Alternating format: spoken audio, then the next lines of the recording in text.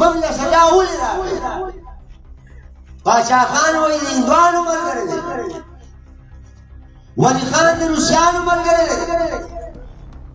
اسپندیار د امریکنانو ملګری دی د زه نن د هغه جوماتونو د مدرسو د هغه خاوندانو نه چې جومات او مدرسه چې کم خلک او کم جوماتونه او کمې مدرسې د خپلې کورسای دپاره استعمالوي نو د هغوی نه تپوس کول غواړم چې پرون چې په دې افغانستان کې د روس او د امریکې جنګ یو ولي خانو رهبرو قائد جمهوریت چې ټول کام دی وایي چې بچو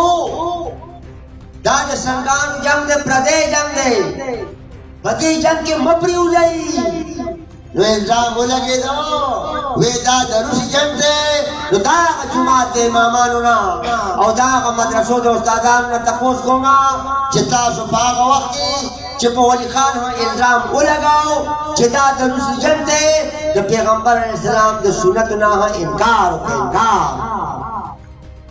یعنې واورئ خوږ نبي وایي چې د ګاونډي په ګاونډي دوره حق دی چې خوږ نبي وایي چې زه دا ګڼم چې ګاونډي د ګاونډي په وراثت کې ځان حقدار ونه بولي داسې دا که بله ده نو ولي خان د پیغمبر د طریقې ترجماني وکړه او دا ځان ته چې دینداره وایي نو د پیغمبر سنتو سره یې جنګ وکړه جنګ ودل واورئ پرون خو د پښتنو د دې خاورې دا جومات او مدرسې نه اعلان کېدو وی جهاد فی سبیل الله دی روس سور کافر دی امریکا اهل کتابه ده نن ترې نه تپوس کوم چې ووایه که نه په افغانستان کې د بچیانو په تعلیم باندې پابندي ده د ښځو په تعلیم پابندي ده د هغه ښځو په تعلیم پابندي ده چې چاله الله تعالی په خپو کې جنت ایښی دی نو زه نن د پښتنو د خاورې د هر جومات او مدرسې نه تپوس کول غواړم چې وایه که نه ولې خاموشه یې